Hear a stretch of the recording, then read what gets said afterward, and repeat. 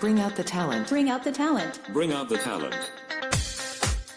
Welcome to Bring Out the Talent, a podcast featuring learning and development experts discussing innovative approaches and industry insights. Tune in to hear our talent help develop yours. Now here are your hosts, TTA's CEO and President Maria Melfa and Talent Manager Jocelyn Allen. I think we lost Jocelyn. She's having a little laughing fit here. And we don't know why. I wish we got a recording of you being like the old cop in every action movie that says like they're too old for this, because I did my normal dancing and I just stretched my back so bad. Oh gosh. That it just That's David's twinged. fault. Yeah. Look at it this. is. Yeah, Talk David to needs David. to have less sensory pleasing songs as our intro, because then I would sit here like a bump on a log and not Yes. be in any pain. So I know. One of these days we should do something very serious, play like very somber music and just right. not laugh or smile. Correct. All right, You let's know? practice right now. You fail. Exactly. Oh, yes. I like to Oh. laugh because I like to laugh. And sometimes I like to laugh because it's my coping mechanism. Agreed. When I feel stressed, I like to laugh. When I feel happy, I like to laugh. Mhm. When I feel tired, I like to laugh. When I feel busy, I like to laugh. All of the above. I said it today. I cannot find a situation where I don't make a joke to make the atmosphere more appropriate for me. Like we'll be talking about something serious and I'm like, yeah, that's what she said. And it's like, no, Jocelyn, not at the time. Oh, It is good that we have a guest today who we've had previously, and we know that he is all about working hard and having fun as well. So welcome, Jordan. Excited to have you back. Thank you. Yeah. Excited to be here. I was dying laughing watching Jocelyn pull a muscle from sitting in a chair dancing to the intro music. Yeah, And I've yeah. never, Thank I've you never so been more much. aligned. No, Thank you no, so I much feel- for providing the context, Jordan. Exactly. I appreciate that. I feel a kinship now that what was already there, but now it's like to the next level. You're like, get oh, out you of- too. I get out of bed in the morning and I just make all kinds of groans that I never did like 10 years ago. I was like, Mhm. my knee cracks in 10 different places just putting on a pair of pants. What's happening to us? What's going on? I know. Put the It's somber music unbelievable. back on, David. Right? I want to David, vent about missed this for a little bit. opportunity. There it is. Yes. Every day when I get Yes. out of bed, the pains and creaks of my broken body remind me of the trials and tribulations that I've been through. And how we cannot let failure let us stop. We have to overcome failure. What a Mhm. transition. Yes. I mean, that's what we're good at for sure. All right. Okay, so let's You're be in for a serious. good one, We folks. apologize, audience, here So for the being five people that extra are still silly listening. slappy. Exactly. 5 people still listening. Thank No, I think it's at Just least kidding. 6. Okay. you. So, in a world where the fear of failure often hinders progress, embracing and learning from our mistakes has become crucial for both personal and professional growth.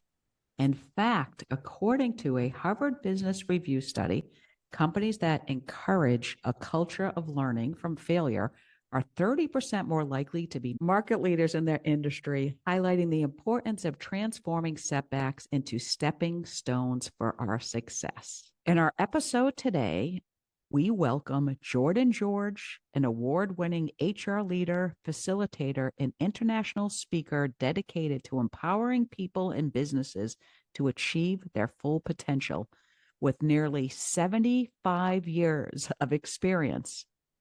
See? That's how incredible you are. You are able to make the 20 years seem like 75 years, Jordan.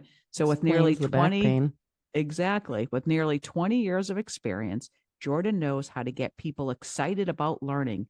His transformative journey through personal and professional setbacks has equipped him with unique insights into developing a learning fail-osophy.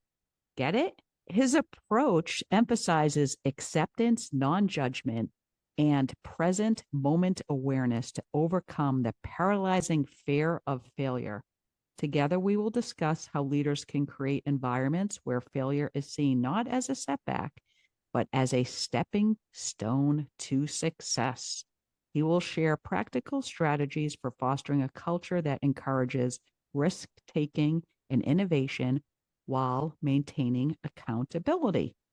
If you're looking to build a resilient, innovative, and growth oriented organization, today's conversation with Jordan is packed with actionable insights and inspiring stories that will help you and your team embrace the invaluable lessons failure has to offer. Welcome, Jordan, again. Thank you. Thank you. Very excited to be back. Great to see you all again, and great to be getting to talk about this exciting subject of messing things up. We're setting a low bar with this subject, right? Because we can really do anything wrong and just say it was part of the podcast. 100%. I think with every question and answer, we should try to fail hard. It's all just part of the learning and then learn from it. That's I right. feel like that's been our philosophy since we started this podcast. Yes, it really not always intentional, but it was there. It's always an edit button. Yes. Well, we are excited to dive into this topic because it is a topic that we're hearing a lot more about over the last several years, and a topic certainly that we all can relate to and we all can get better at it, because we certainly all fail or make mistakes. And sometimes it really throws us off our game and it leaves us with moments of doubt and wondering, what am I doing here? Should I be doing this? What's going on? But why don't you tell us where you're learning to fail, the learning fail-osophy originated from? As it turns out, I'm bad at a lot of things, and that may be a sentiment shared by some of your listeners, right? Okay. And I decided I can be upset about that, or I can try to find some value in it. And I've been really fortunate to have some great mentors over the course of my career. I was having lunch with one day, and I was sharing this difficult challenge that I was facing personally, and he surprised me with a question that I wasn't anticipating. He said, "Jordan, do you believe that everything happens for a reason?" And this was probably like 15 years ago. This was a little younger, before all the back pain of getting out of bed and the 75 years of experience under my belt or whatever else, right? And I said, "Yeah, I do." And he responded back really quickly. And he said, "Well, I don't."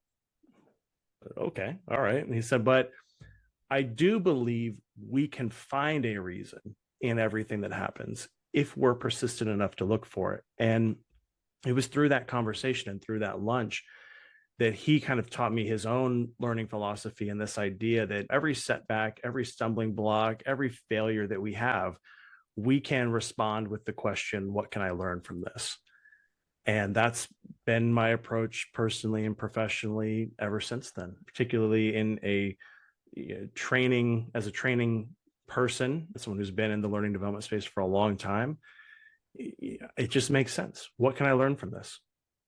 The forever learner, right? Man, I think that's kind of a misconception about failure too.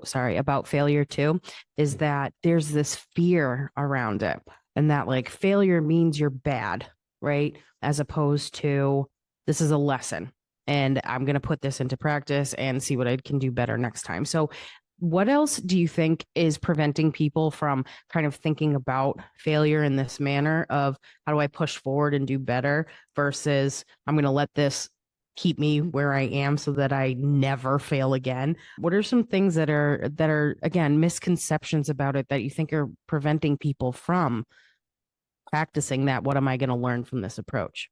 Well, it's like you said, there's definitely this perception that failing is equivalent to incompetence or a lack of skill. And as a result, I think people are thinking of failure as something that needs to be avoided at all costs, because nobody wants to be perceived as incompetent or having incompetent people on their team.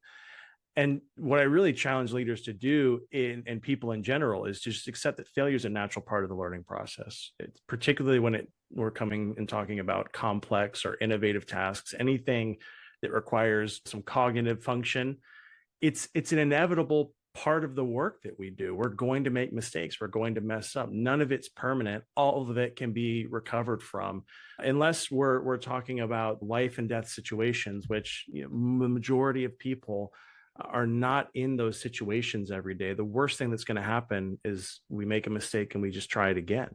And so reminding everybody that it's not permanent, that we can use this as a learning opportunity and an opportunity for us to come back and do it better the next time and to iterate and to build on it.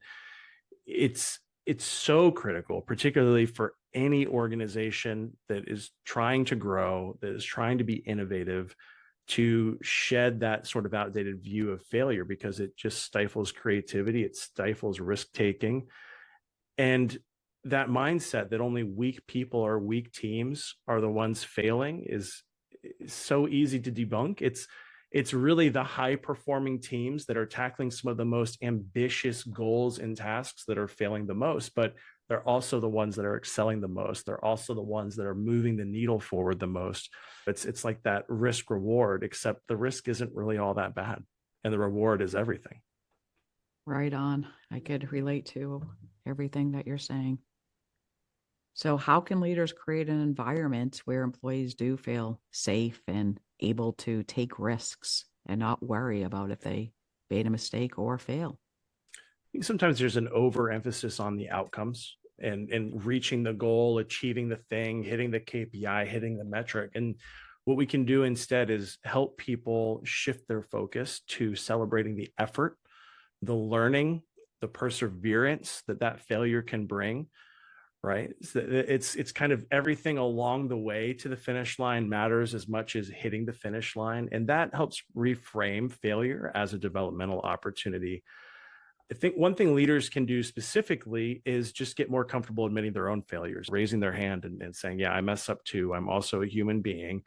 That act of making our own failures public and talking about what we learned from them, using them as learning opportunities that we can share with the people around us and with our team, sends a little bit of a message of humility and vulnerability too, and lets people know that it's okay to make mistakes, but that you as a leader see them as a learning opportunity and you want other people on your team to be able to learn from their mistakes too. I believe Miley Cyrus said it. It ain't about what's waiting on the other side. It's the climb. Right? Right? I know. I don't you can listen take a moment. to Miley Cyrus, so I don't know that song. I'll play it for you later. You're gonna love it. You're gonna love it. It's like her Hannah Montana. Like you'll love it. I'll show you. Okay. I But don't even know who Hannah Montana is. Okay. So I'm going to set a meeting for your education on Disney stars and what they're doing now after this. Okay.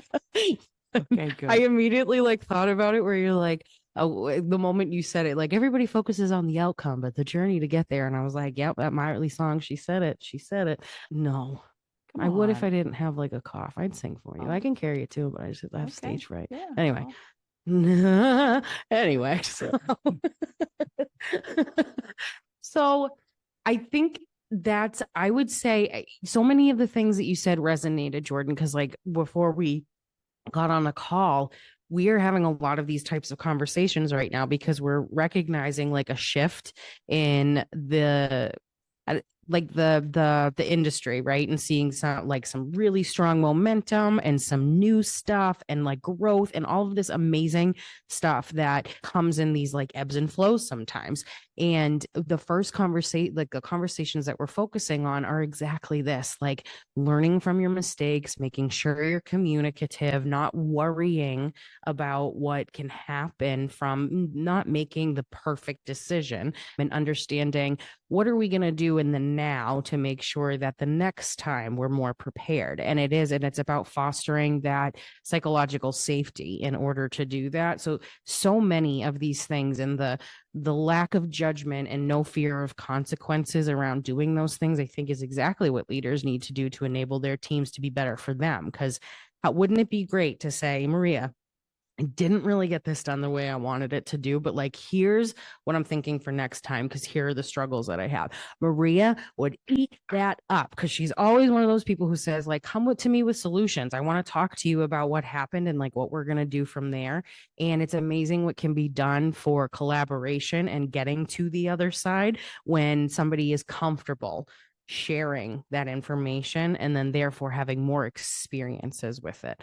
How do you create a balance for all of these things, right? With the thing that needs to happen is there needs to be accountability in all of these things. You have to recognize that a failure happens. You have to recognize that there's a lesson learned. But then how are we encouraging it to be more of a culture of failure and lessons and kind of removing the what's the word that I'm thinking of, the taboo-ness of the word failure, and more of it like, I'm learning from this. Yeah, I think probably for every team that I've been a part of or led for the last decade or so, I've always said two things. It's okay to fail as long as the failure doesn't sink the ship, right? It can't be catastrophic. It can't be mission ending. It can't be something that puts safety at risk, right? So it can't be something that's going to sink the ship. But second, we can't make the same mistake over and over again. We can make any mistake once or twice as long as it doesn't sink the ship, right? As long as it goes along with rule number one, we can make any mistake once or twice. That's fine. It's normal. It's to be expected when we're challenging the status quo. It's to be expected if we're trying to be innovative. It's to be expected if we're trying to do something new that hasn't been done before. But we have to couple that with learning from our failures and doing better next time so that we avoid repeating the same mistakes over and over and over. The accountability comes in when we support each other in that learning and not just allowing other people's continued errors to go unnoticed or unlearned from. So when we see an opportunity to call out an area or an opportunity for learning, we need to hold each other to that same standard, right? If someone confides in you privately, not something personal or earth shattering, but yeah, hey, I made this mistake and da da da, encouraging them, hey, that's a really good one. I think you should share with the team because I'm sure other people are dealing with that same thing, and you could probably benefit from the lessons that you've learned from that. It's, as a leader, again, not missing any opportunities to share your own mistakes and, again, set that environment and create that example that it's okay. Not just that it's okay, that it's expected for us to talk about these things when we mess up. But I think it's those two things, is creating that culture of saying, as long as it doesn't sink the ship, that's check number one. And number two is we just don't do the same thing over and over again. And we need to get comfortable calling each other out. You need to be comfortable calling me out, right? If I'm continuing to make the same mistake over and over again, certainly as a leader, I need to be open to hearing that too, so that I can learn and do better next time. Agreed with that. I think that's, again, another huge proponent of this, is that one of the things that I feel makes a very strong leader is somebody who has the same expectations for themselves and the same amount of I would do this in themselves as they're asking other people to do, versus like a dictator kind of thing. Yes, there needs to be delegation and things like that, but I'm delegating something to you that I could very much do, but I'd love for you to do it. And this, that, and the other thing. I think that camaraderie around we are humans, this stuff happens, is huge. We're seeing that more than ever. Like, Maria gave me a lot of grace the other day by saying, you are one person. Like, you are one individual. And while we have a lot going on and we need to get it done, we need to be realistic about the fact that just because I'm saying this about the big whole, like, this isn't about you and your capabilities. And it's having a leader who says things like that. It probably seemed so simple to her, which is another reason why I value her and her leadership style and TTA.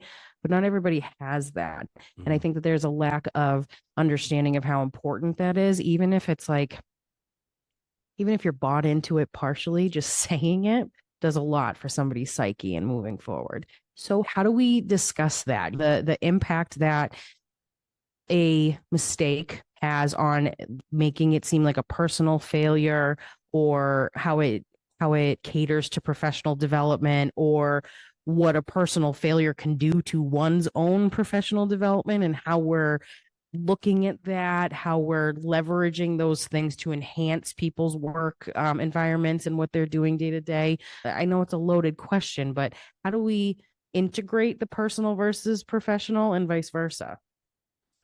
So you said it a second ago, that this permission to be human basically is we're giving ourselves permission to be human. We're giving ourselves permission to mess up and know that we have, in 99% of cases, again, as long as it's not something that's going to sink the ship, it's not something that's going to put someone's life at risk, we have the ability to recover from that. We have the ability to overcome it.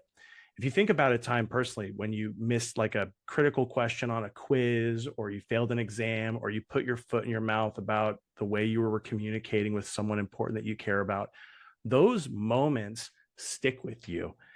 And if you're self-aware enough and want to do better, those are the moments that become the catalyst for changing the way that you study, work, speak, interact with other people, because you're like, oh man, that really sucked. I didn't like the way that that felt when I made that mistake, or when I spoke that way to that person, or they reacted in a way that I didn't expect. Those personal experiences then become the catalyst for improving yourself as a human being. And then when we add to that, sharing them with other people, not only is it tremendously cathartic to recognize that you're not the only person that makes mistakes, and that we all have areas of opportunity, but it creates this platform for other people to recognize their own areas of opportunity and to be less open. And so what we do is we start to create what you talked about earlier, that culture and that community of people that are not afraid to be honest and to be human. And this isn't like touchy-feely stuff. This is just about being willing to be vulnerable enough to say, yeah, I make mistakes too, but here's what I'm doing about it so that I don't keep making those same mistakes. And particularly for people that are in this industry and in the learning and development space, your learners are going to learn so much more from the mistakes that they made than if you make a super easy knowledge checkpoint that they get 100% on every single time. Well, it's like, yeah, that's super easy. It feels good to get the A, but I'm not having that moment to stop and recognize, oh crap, I need to put some more effort in here. I need to try a little bit harder here. So my point being, those moments where we mess up and we make mistakes are such a huge catalyst for us figuring out better and new ways of doing things, not just tactically, but also just being a better person and learning to communicate more effectively. So true. The people that I respect the most are the people that make themselves become vulnerable, because there's just such a human element and connection. Because as we are talking about, as we know, we are all not perfect. We're all making mistakes. And when you hear other people talking about it, especially people that you might look up to or mentor, it makes you have the confidence in yourself that it's okay. I can make mistakes and still be okay and be good at what I'm doing. That doesn't mean because I screwed up in one particular area that I'm a failure. So I love hearing those stories. And there's a lot of, I know Gary Burnson, the CEO of Korn Ferry, he tells some good stories about that. He sends out like a bi-monthly email, and I really like looking at those, and just in other people too. It always makes me feel better. And I think that's, you have people that are, and you have people that are coming from such different backgrounds where, probably the way that they were raised, right? They could not make a mistake in their family, and they might have felt that they let their parents down. So they come to work and they're so afraid, and they'll do whatever they can to cover up those mistakes.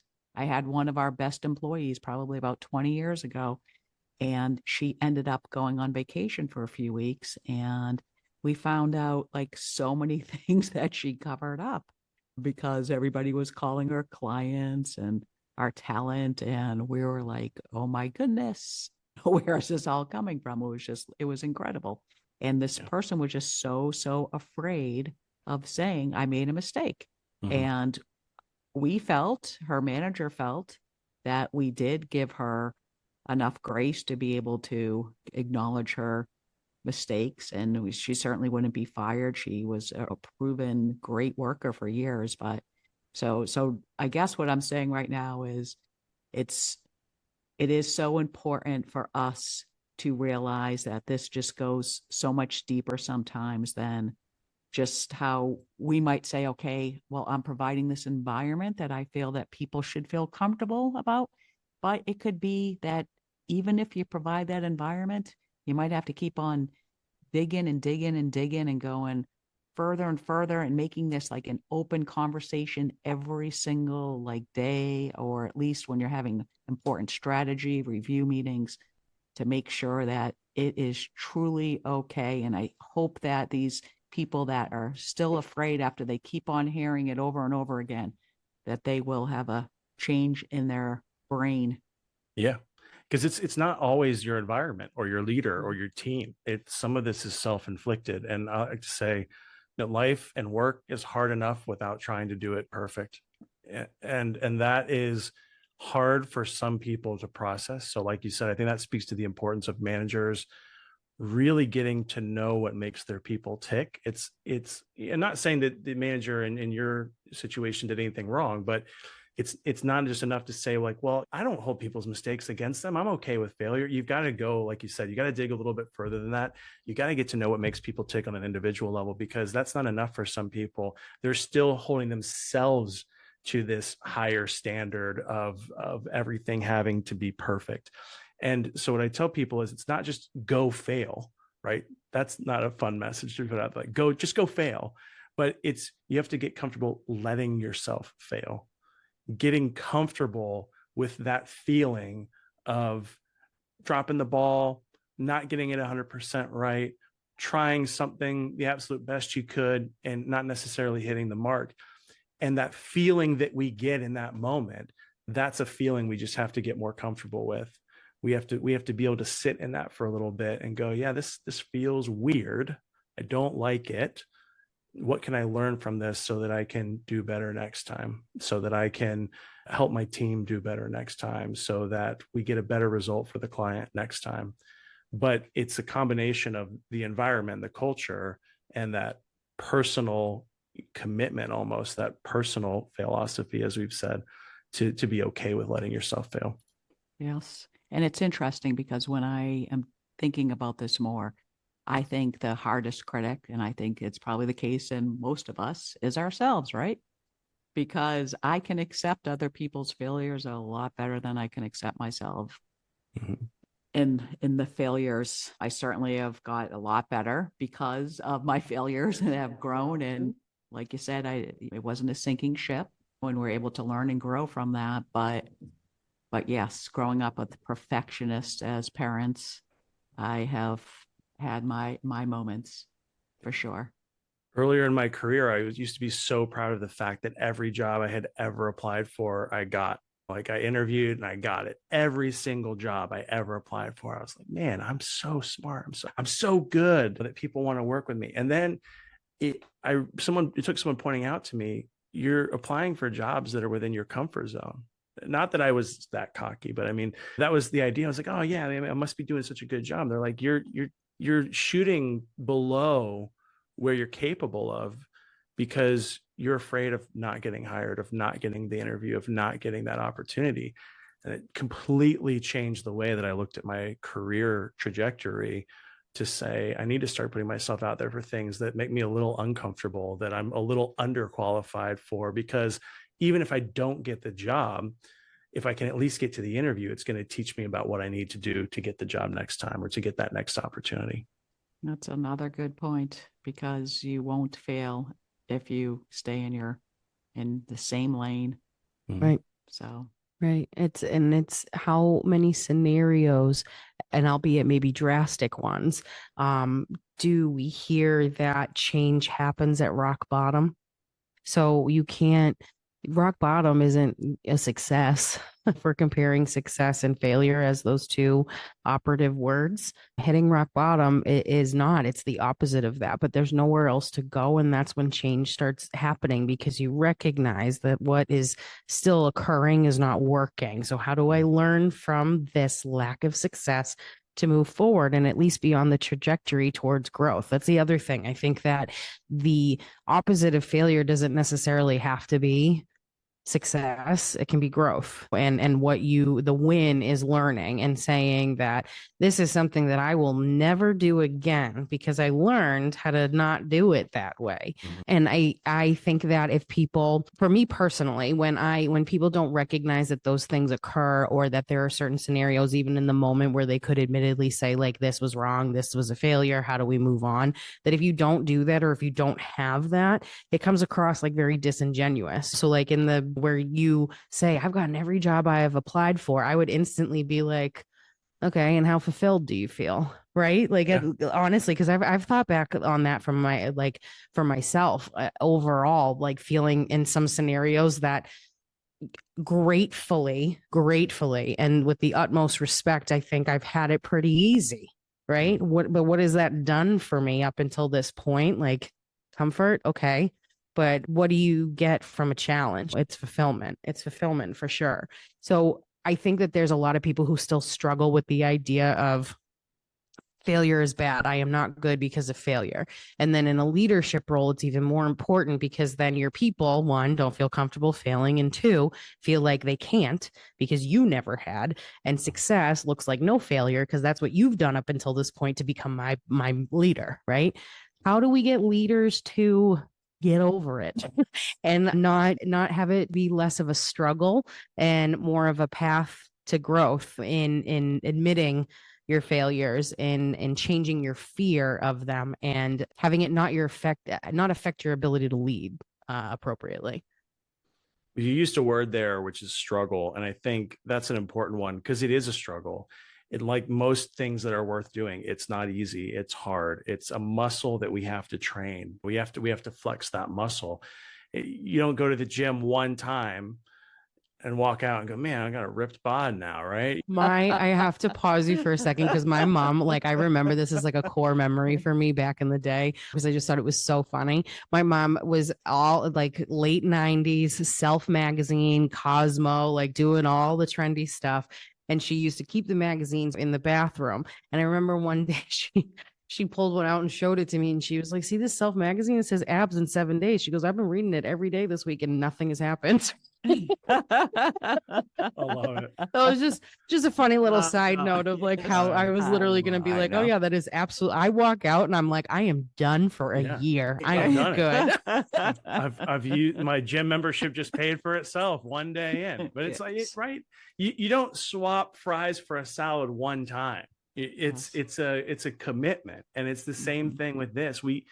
It is definitely a struggle, and is definitely a difficult thing to do because, like you said, Maria, sometimes we're our own worst critics. So if we are lucky enough to be in a culture and in an environment that welcomes that, the next step is overcoming that hurdle ourselves.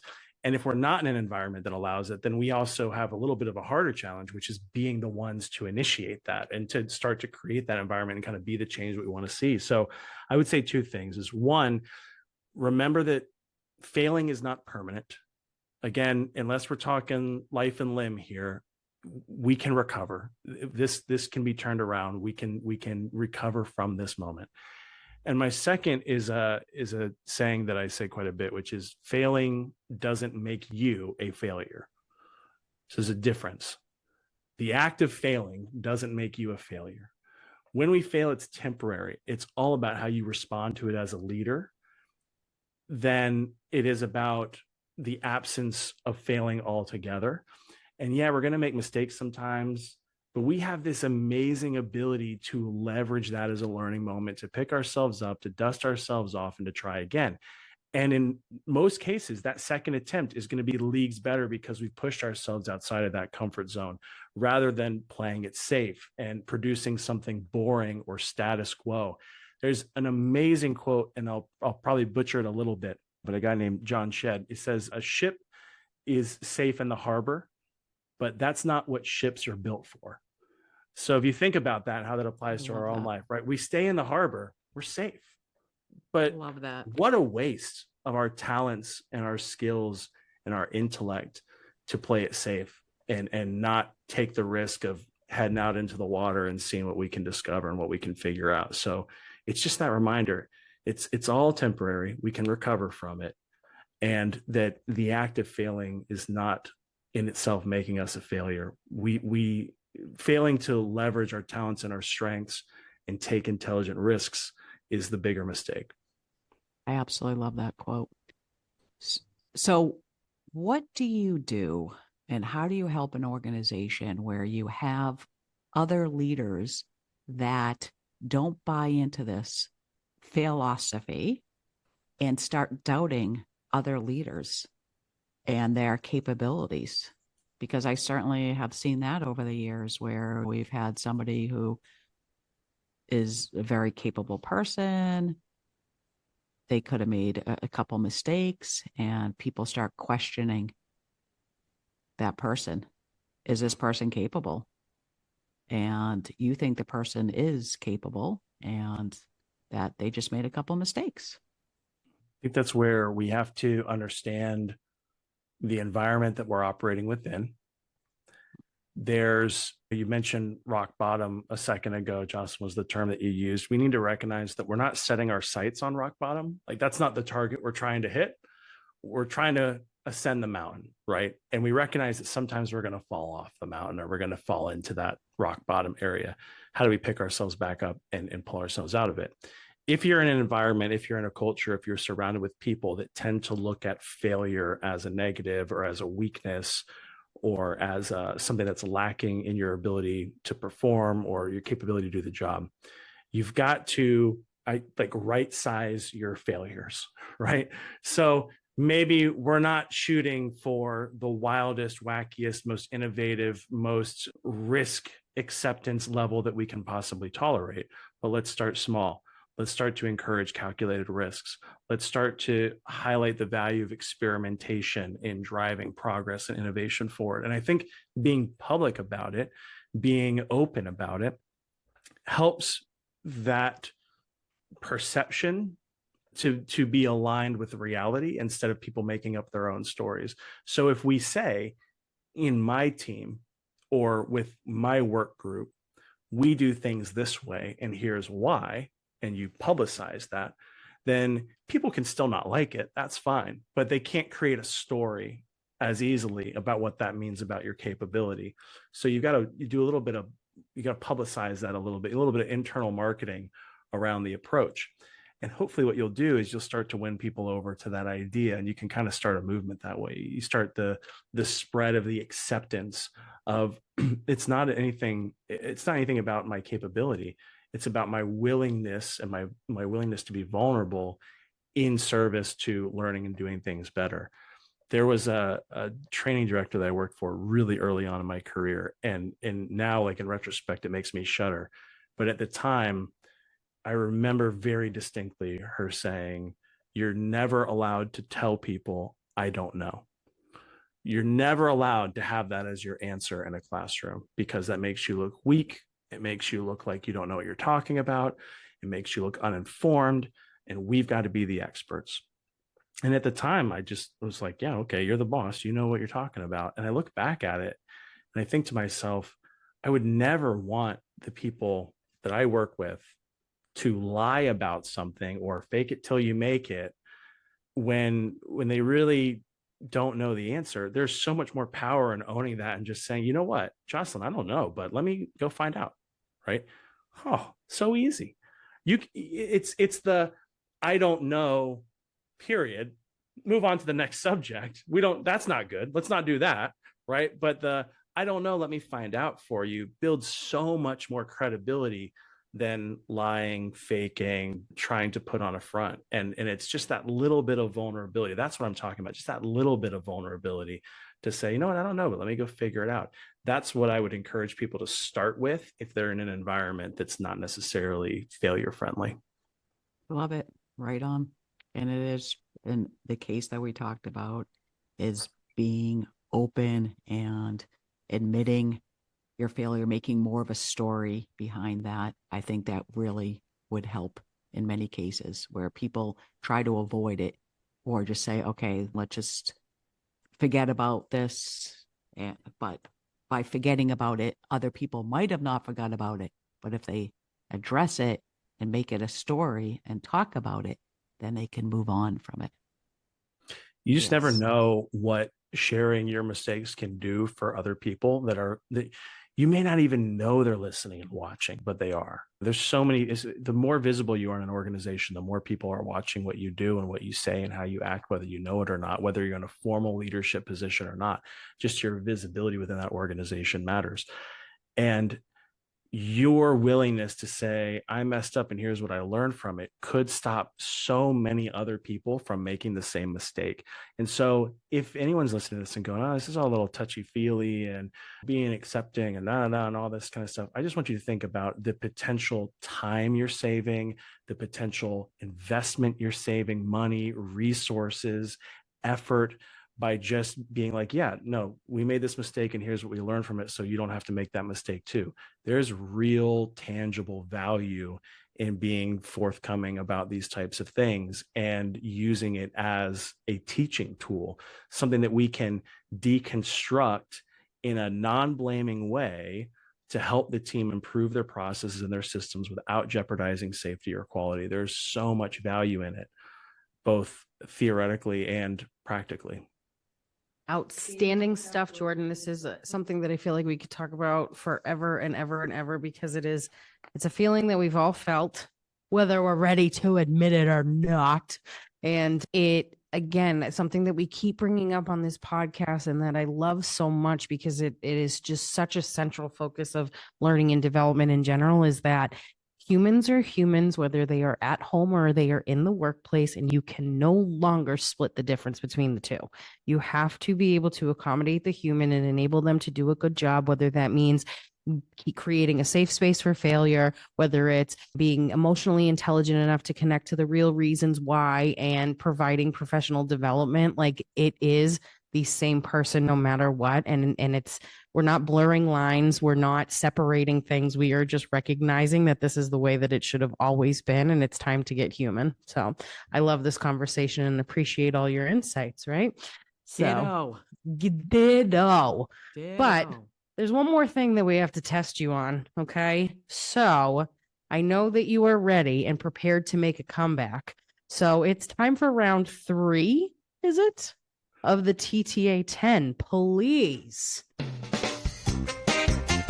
It's the TTA 10 final questions for our guest. All right, Jordan, you know what this is. Our listeners know what this is. I've got 10 questions I'm going to ask you. They are fun, and you are going to be amazing. And from what we just learned, you don't have a feel of failure, so let's do this, okay? The TTA 10, are you ready? I'm ready. That's my guy. All right, David, we need a countdown, please, and 90 seconds on the clock. 90 seconds on the clock. Beginning now. All right, Jordan, what's the most unusual food you've ever tried? Octopus. Oh, imagine you're hosting a dinner party with George Washington. What are you serving on the menu? Boar? I feel like that's a thing he ate, right? I was thinking apples, but hey, if you could instantly become an expert in something, what would it be? Anything you want. Other languages. What's your go-to karaoke song? Anything by, gosh, now, of course, now, Skip. Skip. All right, Jordan, you got a catchphrase. What is it? Skip. Can I skip 2 in a row? Is that my catchphrase now? Right. Try faster, fail faster. Okay. Would you rather fight 1 horse-sized duck or 100 duck-sized horses? 100, easier. I can squash them. I can run faster. Those little legs can't keep up. Right. All right. What's a hobby or activity that you've always wanted to try but haven't yet? Ooh, scuba dive. Okay. What's your ideal way to spend a rainy day? Watching a movie. Okay. If you could swap lives with anybody on the planet for a day, who would you choose? Oh, this is a tricky one. Probably my son. I'd love to see things through his eyes. Love that. Right. If you could only listen to one song for the rest of your life, what would it be? Probably something that I'd sing at karaoke from that guy I can't remember. Jordan, who's on the $1 bill? That's George Washington. That's my guy. Redeemed he is. All right, David, that was 10 questions. Can we have a verdict, please? Yes. Calculations are going on right now. Let's see. Jordan comes in at 88 seconds. 2 seconds under the threshold. Jordan. At a That big, was big. amazing. By I the meant to way, say cherries, not apples, when I said George Washington. That was it's all right. Yeah, I didn't that's even all right. think about making that connection. I was just thinking, what kind of like big rugged meat would he be eating? And I no. guess I liked boar. I liked don't- boar. Yeah, it was a good answer. By the I dug way, it. I dug Bon it. Jovi. I don't know Bon- why I could not think of the name, but yeah, if because I you weren't sing living on karaoke- a prayer in that moment, my dude. I must have had some bad medicine. I don't sing a lot of karaoke these days, but back in my day, if it was karaoke, it was going to be a Bon Jovi song. Love that. Love it. Well, I don't know if we have Bon Jovi, but we've got a salute to Jordan. Those of you who aren't watching or just listening on the podcast, just have to imagine Jordan on stage and eventually removing his pants for some reason. We'll explain that later. Here's the song. Down in Orlando where the magic flows, lives Jordan George and everybody knows he's got a heart so big with smarts and pluck. He's making us laugh like Donald Duck. With nearly 2 decades of wisdom in store, he's taught Fortune 500s and plenty more. He brings out the best, always standing tall. With Jordan, it's a small world after all. Oh, Jordan George, with a heart full of cheer, he makes Monday something we don't have to fear. From boardrooms to stages, he's never late. With charm like Kamala, there's no debate. With improv skills and leadership flair, he's guiding teams with humor and care. From 3 folks to 3,000, he's in the know. Pass me a daiquiri, we're in Florida, yo. A comedy lad, he's the star of the show. But in HR meetups, he's the pro we all know. He helps us communicate, think outside the box. Forget Bon Jovi, it's Jordan who rocks. And when he's not changing the office game, he's giving back, spreading kindness in his name. With Ronald McDonald House, hope never dies. Jordan's stuff is as tasty as a large order of fries. With Katie and kids by his sunny side, they're exploring the world, taking foodie rides. Japan and Ireland, foreign lands. Not Epcot Center, the real thing, man. So here's to the man who brings joy to the grind, helping us all leave our worries behind. With optimism flowing near and far, make a wish upon him, 'cause Jordan's a star. And there you go. That was the most terrible AI voice I've ever heard in my life. And now it's a bad Broadway musical, but the thought that counts. I don't know what you guys are talking about. I just found my new ringtone. It's just gonna keep going. Just wish upon him because Jordan's a star. He's just gonna keep going. There were a You're couple of known. those. I didn't know where they were going, but Yeah. it ended up PG, which is good. That Donald Duck sound The bite. Donald Duck one threw me. I was like, Fantastic. "Where is this one going?" How did you get Bon Jovi in there? How did that? Where did that? pull He's from? magic. It's called producing. That's what I do. Amazing. Yeah. Oh, just for our listeners, you have a shtick where you remove your long pants and have some fanciful shorts on underneath or something for that presentation? I don't know what you're talking about. Just Okay. All right. I'll Just tell on the the story. video I'll start- evidence. Yeah, really quickly, because there is video evidence out there. One time was like, it'd be really cool if in my talk about how to bring fun and creativity to the workplace, I had tearaway pants. I had to search for tearaway dress pants. Like that's not an easy thing to find. It's not like in every size on Amazon. Right. So I found some, and then I had like little ducky boxers underneath. And I made a point in my presentation. I said, wouldn't that be great if we could all work in an environment that was that fun? And everyone's like, yeah. And I'm like, I agreed. So I ripped my pants off. The crowd lost it. It was only a 5-minute presentation. I lost like 60 seconds to just trying to calm the crowd back down. And then like for months after that, I would meet people out and they'd be like, "You're that guy who takes his pants off." And I'm like, I can't let that be my thing. So I had to retire the gimmick. Yeah, I had to retire the gimmick, but it was a good ride while it lasted. Oh my Oh god. my God. So funny. Good for you. I love that. Yes. I love Jordan, once thinking again, about- yeah. super fun episode, really informative. So thank you so much for being here and giving us some of your knowledge. It's always a pleasure. Absolutely. It was Likewise. wonderful. Thank you so all. much. For more information on transforming your failures into lessons and learning from them, visit us at thetrainingassociates.com. We'll see you later.